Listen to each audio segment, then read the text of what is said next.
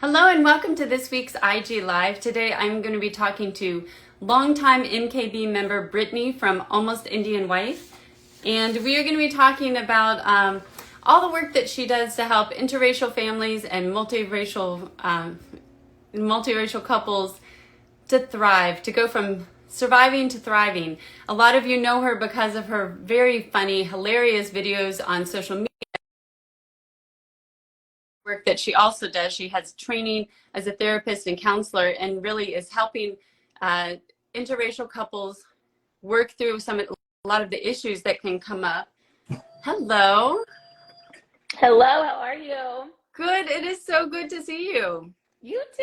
I'm so excited to chat today. And I was actually just remembering when I was getting ready for this that you are the reason that I'm actually doing IG Lives, because you were the first one to get me started doing one. I think you were the very first IG Live that I ever did with you was with you on your channel, and it was so much fun. I was like, I want to do more of that. I love that. I mean, gosh, that was forever ago. That's wild. Yeah.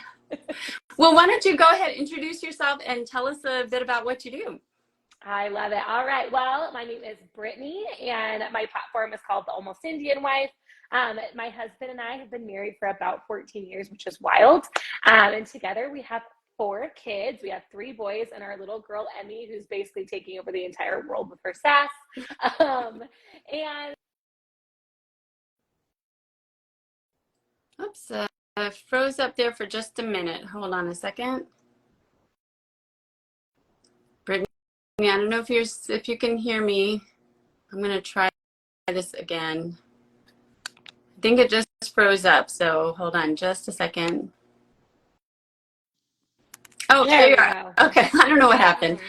I got booted out for a second. Anywho, technical difficulties. We got this. So let's see. We heard you were telling about your family, and then yes. So 3 boys, little girl. A handful of years ago, I started kind of just this platform and having fun, just trying to meet other, interracial couples and other multiracial families. I feel like at the time there wasn't a lot of platforms like that, and I just really wanted a community. So I kind of started sharing my journey and the process. And through that, I started a membership for women in interracial relationships, and I also started coaching interracial couples, and I love it. It's been super fun. Oh, that's wonderful. I was saying, I think it's funny because a lot of us who maybe just see your videos on social media may not realize all of the work that you do. So I really encourage people, if you're not familiar, go to the link in her bio and check out all of the things that she has. And we'll get a little bit more into that later. But first, I want to know where the inspiration came from. I know you said that part of it was just your own journey and you were looking to kind of connect with other couples and there really wasn't much out there. Did you have any help in your journey early on? Was there anybody that kind of gave you any advice or anything? Oh, that's so good. Well, I think at the time, honestly, there weren't yes, there are a lot of interracial couples out there, but not couples I feel like that were dealing with such different cultures in their relationship, or at least people that were talking about it. So I felt like, I kind of started struggling in that and kind of struggling to blend cultures, questions like, do you assimilate? Do you not? Like, where's the line? What do you do? So I started looking, and sadly online, I didn't really see anything like that. There may be 1 or 2 people, if that, that I could kind of find that had similar journeys. My husband, though, in his family, they have 2 interracial couples, and one of them, I went to his uncle a lot just to try to ask for advice and kind of see, they'd been together for so long at that point, so kind of what it looked like for him. But the difference was that he was a man in an interracial relationship, blending, with Indian culture, and I was a woman. And you may not think there's a lot of differences, but they were. And the way that I needed to step into Indian culture just looked so different than him. So yeah, I feel like back then I just really wanted it, and I wanted to find support in that community. And the longer I went, the more I didn't find it. So I was like, you know what? Hey, why not just start it myself? Well, I love that you did. I mean, there's so many people that, they see these problems, but they don't have the training like you do, or they just don't have the time or the motivation, and you were really able to do that. But I want to go back to you. It was so interesting. You were talking about how, as a woman, it was how you stepped into Indian culture was very different than a man. Can you talk about that a little bit? Yeah, that's so good. Well, I think that, in general, there are so many different gender roles and gender expectations. But I think that, you know, especially within Indian culture, what it looked like to be an Indian wife was very different than what it looks like to be an Indian husband. And I've met many women over the years who've, you know, shared those experiences and kind of realized that this concept of an Indian wife was just so unattainable. And I think it's like that for many of us, even in our own cultures, right? And so I think that there is just this pressure to be perfect and to do these things and, you know, to lead your family, but then to, you know, kind of like sit idly and make sure that you're like following and listening to your elders. And yeah, I think it was very different. I think that with men, oftentimes in those cultural contexts, I think that they can stand up and be a little bit more vocal and, you know, kind of speak their mind a little bit more. But I kind of felt like as I was jumping in, I was super young, but I didn't feel like I had that type of voice, you know. And I think that it was from a lot of people around us, not just our family. But I think, you know, there was this idea of what it meant. And I think it was just, I don't know, I was surprised at the differences, I'll say. Yeah, that's really interesting. And I'm sure, I mean, you're talking specifically in the like the US and Indian context, but I think that would probably apply to a lot of different interracial couples. Yeah. So could you talk more about like, what are some of the biggest challenges that either that you've run across or that the couples that you help are running across? And what are some of your top tips for how to deal with those? So good. Well, I think one of the things is, you know, we don't think about our culture, I think, as often, especially, you know, like a white woman living in the States. Like, I don't think I grew up thinking about like my culture and what that meant. But I think that one of the things I learned very quickly is that our culture is the lens that we see the world through, right? And so that means everything that you do is through that lens. And I think when I got together with my husband, I realized that those lenses being so different meant that we kind of have this natural inclination to do certain things that could really kind of make us go in two opposite directions. And so I think a lot of couples experience that, but they just assume they're going to be more on the same page. They assume things will just kind of naturally go well. And I think that, you know, while yes, like you guys can work well together and you guys can do those things, it requires a lot of communication. Yes. You know, so I would say one of the biggest tips I give is don't wait for those problems to come up, or don't assume that you and your partner are on the same page. Literally assume that you guys are on different pages so that it forces an intentional conversation, you know. And again, I think that it can really kind of lead you guys to this fork in the road moment where your culture says this, their culture says this, and instead of fighting over which one's right, you kind of pave your own way. And I think it's beautiful, right? And it's a fun thing, but it also means that you're going against something. So I think that, you know, that leads me to the second part where it's cultural expectations. You know, I don't think a lot of us know what those expectations are. I think that some of those for us are subconscious. And you kind of learn pretty quickly what people around you or what family expects when you don't kind of live up to that. You know, and I would just say if you're in that process and if you're feeling that kind of fork in the road moment, you know that as an interracial couple, you really are paving that new way. And so while you're going to disappoint some people around you, it's okay, you know, because this is your journey and you really get to figure out what that looks like for you and your partner and what works best for you guys and what's healthiest for you guys. That's such a great lesson, because I think it's hard, you know, especially if you're talking about your in-laws, that you really want them to love you and you want to be a part of your new family. Yeah. And that can be really hard if you realize that you're not meeting their expectations. But I want to go back to something you said that I really loved, is that it's, in a way, it's like you're creating your own family culture, and you're picking and choosing kind of what works best for you and what's healthiest for you. Yeah. Could you talk about that a little bit more? Because I know that's something that you really emphasize a lot, that it's not one culture, you're not assimilating into one or the other culture. You're kind of creating your own mix. I know that's something that's important to you with your kids, is to have them celebrate both sides of their culture. So that seems like such a perspective shift for a lot of people. So can you talk a little bit about that? And then how do you figure out how to make that mix? That's so good.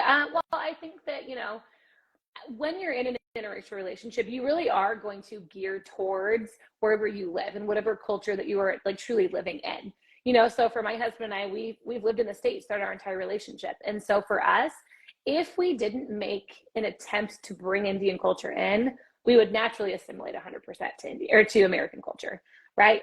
And so I think that for us early on, we kind of realized like we weren't quite happy with what it looked like and what the kind of blend per se was. And that was when we kind of realized that, hey, whatever we want our family to look like and that identity of an interracial couple and as a multiracial family, again, we had to be intentional in that. So for us, it's never been about 50-50, right? I think that it's impossible to hit this 50% your culture and 50% your partners. I think that it's just an ebb and flow. And you say like, hey, here's what I want to bring in from my culture.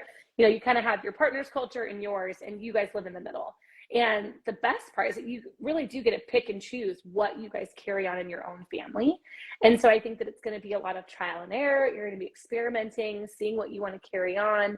You know, and I think that it's the joy of that learning process.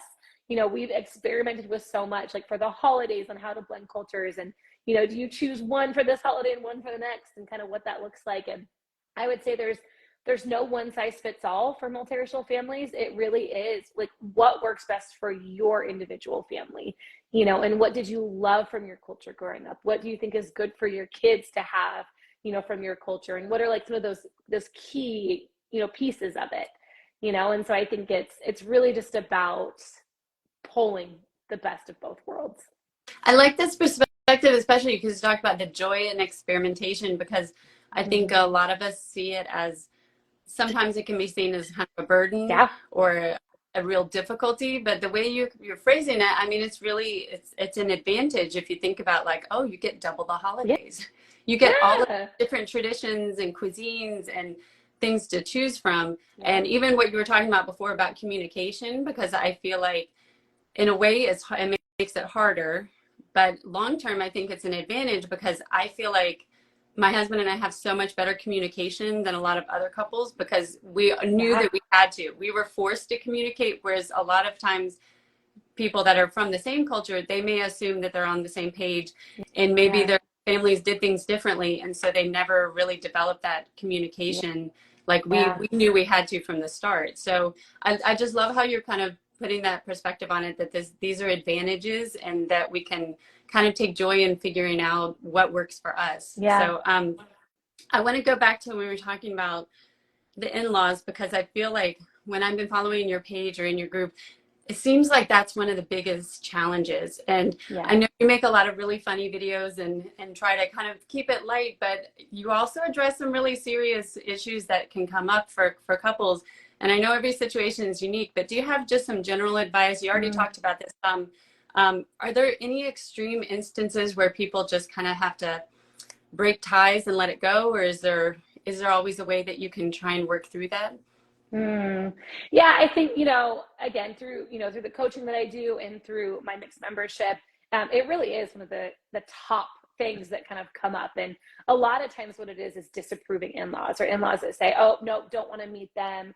I'm not interested in someone that kind of is outside of our culture or whatever that looks like, you know? And I would say the very first piece of advice that I would give is just remember that that's their first reaction. You know, like, I think I can see it a little bit differently now as a parent. Like, whether we try to or not, we have this vision of who our kids is going to end up with, right? And it's from our own experiences. So I probably at some level expect my kids to have an interracial relationship, right? That's probably what my like unknown or like subconscious expectation is, you know? And so I think for a lot of like our own parents or our partner's parents, their perspective on what like they kind of, or their assumption on who their kid's going to end up with is based on their experiences. So oftentimes it might be an arranged marriage or someone from their culture or whatever that is, right? It's what they're comfortable with. So I think that when you come in and you're in a relationship outside of what they assumed or outside of what they expected, it takes a minute, you know? And I think that it's okay to give them time to process, remembering that just because they're saying mean and hurtful things potentially in the beginning doesn't mean that's going to be their thoughts and their feelings forever. You know, I think most of the stories that I've heard, in fact, are the opposite, where it starts really hard and maybe there's a lot of big feelings or maybe some unkind things that are said, and then they take time to honestly grieve their expectations not being met, which is okay and it's healthy. Then they start to understand, like, hey, just because this is different doesn't mean it's bad. And they have to kind of process. And so I would say, don't give up just because it doesn't start well. You know, give it time, really try to figure out what they're scared of or what their feelings are. but within healthy parameters, so you and your partner can kind of do that together and say, hey, how can we be a strong, united team as we're kind of processing this with our parents? And what can this look like? And how can we do this in a healthy way? Because it's also not healthy if you're just mean and you're spouting things off to your parents or your in-laws at the same time. It doesn't really help them, right? But yeah, I think that sadly there are a handful of stories out there where it's just toxic family, and I really don't love to advocate cutoffs. I think that there's so much that we can do in that process. But one thing I will say is just to remember that relationships are two-sided, right? Like it is us and it is them.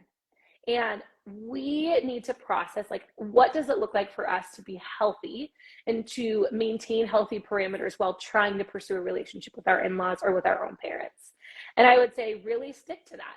So maybe it's, hey, I call them, but I don't engage if they're, behaving poorly with me. Or, hey, I will talk to them as long as they are, not putting me down. Like whatever that is. But I think that you have to know what those parameters are. And you also have to communicate that with them. Hey, this is what my boundaries are. This is what this looks like. If this boundary is not followed, this is what happens. Mm-hmm. And that can be, I'm going to end the conversation. I'm going to try to call you later. I'm going to wait for you to call me. Or if, it gets to a point where it's unhealthy enough, you say, hey, then I might have to give you some space.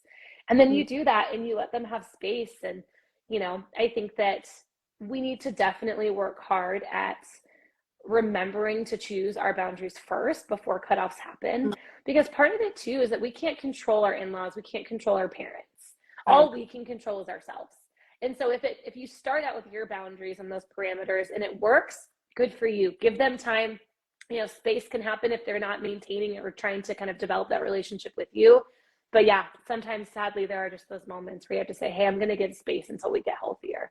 And that's also this is you're it's not all or nothing. Like if it's the relationship doesn't work, then you're just gonna give up and leave. I mean, I love that you have all of these kind of measures you can take and tools, and that for the most part it usually works. It may take a while, and how that looks is different for everybody. But I like that it's that. Because I think it can be really frustrating and very painful for a lot of people at the beginning. I mean, I know I was really lucky. Yes, comment boundaries so important can be sometimes be difficult but necessary. Yeah, that can be hard to do, especially if you're just starting that relationship. But like that's important, which is why it's important to have support. So I want to give you time to talk about one is the coaching and one is the mixed membership. What are those and how can they help? Yeah, so I think that again, when you're in an interracial relationship, and I would even go as far as like a quick little caveat is I think every couple out there is intercultural. I think that we're all blending cultures at some level, right? And I think that when we're in these relationships, again, like there's a lot to it. We can have disapproving in-laws, we can have cultural expectations that we're struggling with. You may be trying to create boundaries in a family that don't accept them. I think it can be very complicated. I think sometimes we go to our friends or we go to our parents or we go to, someone that's close to us and try to vent and explain these things, and they don't get it because they're not in a similar relationship. Right. So they might start saying, ooh, red flag, that's not right, that's not good. And so I think one of the reasons I started doing coaching is to really help people identify for themselves and for their relationships what is healthy versus what's unhealthy, not based on our specific society standards, but based on ourselves as individuals.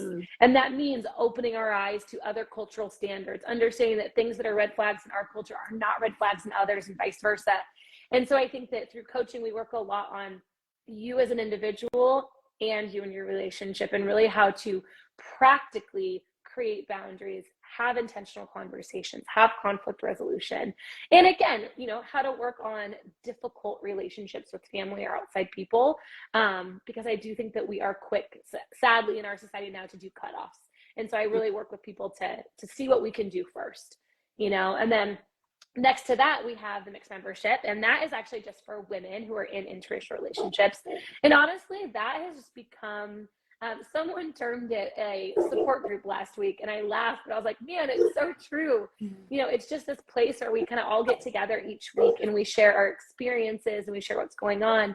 And I think there are a lot of those free groups on Facebook and on different places, and they're great and they're awesome. I would say the thing that kind of sets us apart is that oftentimes when you have like a Facebook group like that, what can happen is that it can be a little bit more, let's vent and let's be negative and let's sit in the negativity, you know, and I don't think that that's conducive for growth. I think it's, hey, let's vent, let's share, let's process together. But then what can we do? Then what action steps can we take, and how can we challenge and push each other to be better versions of ourselves, regardless of what people around us are doing? So I think that the membership is a lot about positivity, you know, finding out and how we can grow and be healthy. And so, yes, we will have moments to vent, but we push each other to keep going. And then do you want to share, are there any other resources that people can find on the website? Because I should say both of those, the coaching and the mixed membership, people can find by going to your profile, that's Almost Indian Wife, and going to the link in bio. But I know you have other resources on your website as well. Yeah.